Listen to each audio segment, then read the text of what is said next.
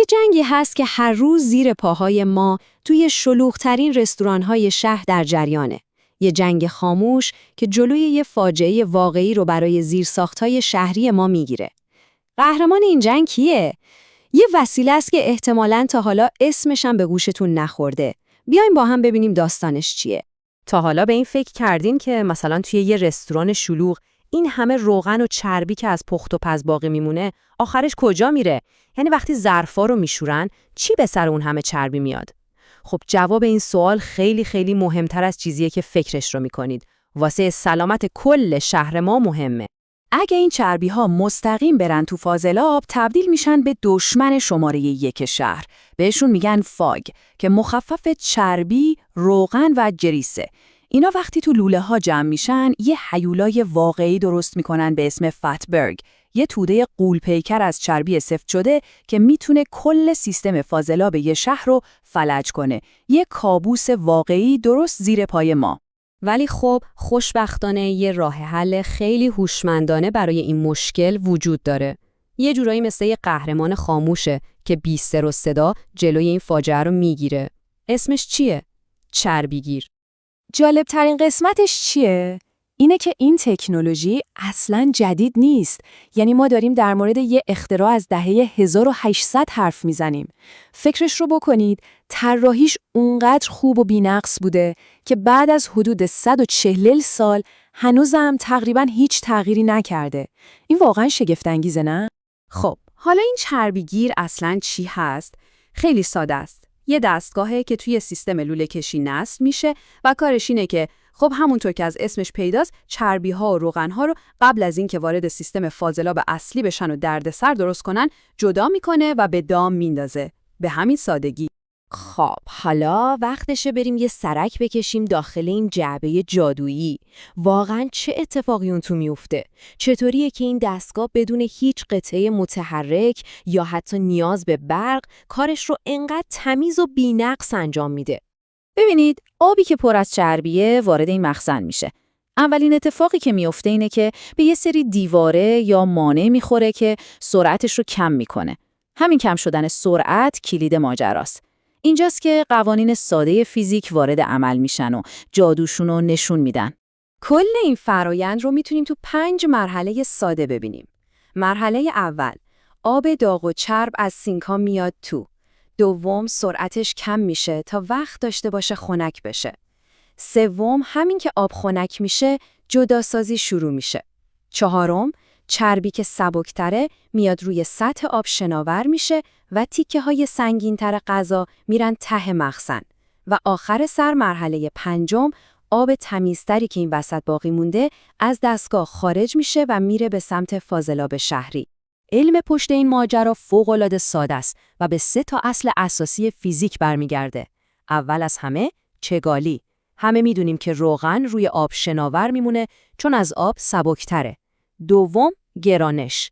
این نیرو باعث میشه ذرات سنگین‌تر غذا کشیده بشن به کف مخزن. و سوم، دما. خنک کردن آب کمک میکنه چربی‌ها سفت بشن و راحت‌تر جدا بشن. علم خالص و ساده. البته باید بدونیم که همه چربیگیرها شبیه هم نیستن. بسته به اینکه یه آشپزخونه چقدر بزرگه و چقدر پساب تولید میکنه، اندازه‌ها و مدل‌های مختلفی وجود داره. بیاین یه نگاهی به تفاوتاشون بندازیم. به طور کلی 2 نوع اصلی داریم. یکی تل چربی یا گریس ترپ که کوچیک‌تره و معمولاً زیر سینک‌ها نصب میشه.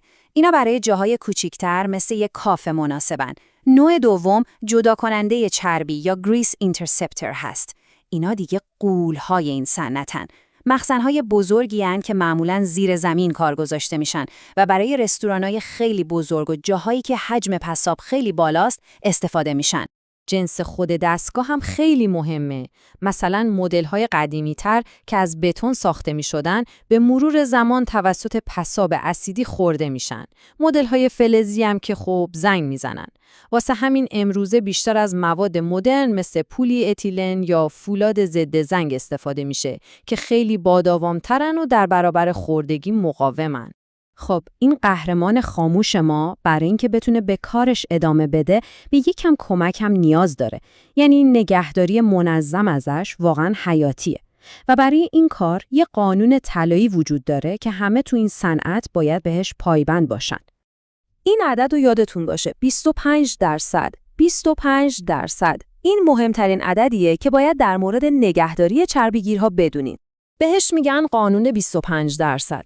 این یه استاندارد صنعتیه و معنیش اینه که هر وقت مجموع چربی و مواد جامدی که توی مخزن جمع شده به 25%، یعنی 1/4 کل ظرفیت مخزن رسید، دیگه وقتشه که به صورت حرفه‌ای تمیز بشه. اگه از این حد بگذره، دستگاه دیگه کارایی خودش رو از دست میده. خب حالا از کجا بفهمیم که مخزن پر شده و وقت تمیزکاریه؟ معمولاً 3 تا نشونه واضح داره. اول اینکه آب سینک‌ها خیلی کند تخلیه میشه. دوم، بوهای خیلی بدی از لوله‌ها میاد بالا و سوم اینکه میبینید چند تا از سینک‌ها یا کفشورها با هم گرفته. اینا دیگه زنگ خطره، یعنی دستگاه داره کمک میخواد. و اگه به این زنگ خطرها توجهی نشه، عواقبش میتونه خیلی بد باشه. یه چربیگیر که کاملا پر شده میتونه سرریز کنه. این یعنی نه تنها مشکلات بهداشتی جدی به وجود میاد، بلکه ممکنه باعث بشه کل رستوران یا آشپزخونه مجبور به تعطیلی بشه، که این یعنی ضرر مالی مستقیم برای صاحب کسب و کار. یه هشدار خیلی خیلی مهم هم هست. هیچ وقت، تاکید میکنم هیچ وقت، سعی نکنید با ریختن آب جوش یا مواد شیمیایی و اسیدی این مشکل رو حل کنید. این کار فقط چربی ها رو به صورت موقت مایع میکنه و هلشون میده جلوتر تو لوله های فاضلاب.